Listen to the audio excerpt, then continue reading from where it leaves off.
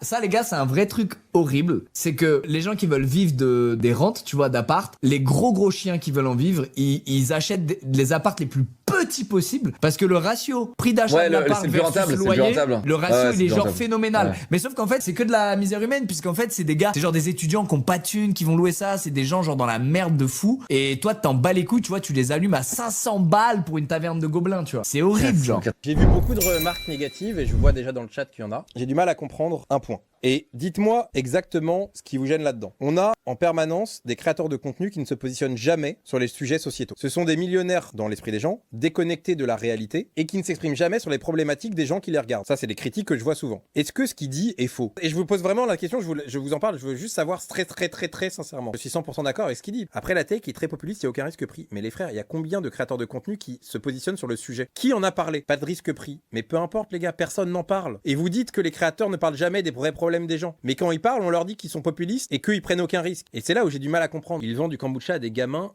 La morale est pareille, mais Kurapika, tu n'as pas besoin de boire du kombucha pour vivre. Je te dis pas qu'il a raison de mettre du kombucha à 4 balles, mais qu'est-ce qu'on en a à branler de son kombucha? Personne n'est obligé de l'acheter, alors qu'un appartement t'es obligé. Pousser de la NFT merdique pour ensuite faire la morale. Bah il a déconné sur le NFT. Est-ce qu'à partir de là, il peut plus dire que les investisseurs immobiliers sur petites structures sont des salopards? Il a peut-être changé de fusil d'épaule depuis le temps sur ce sujet. Bah ouais.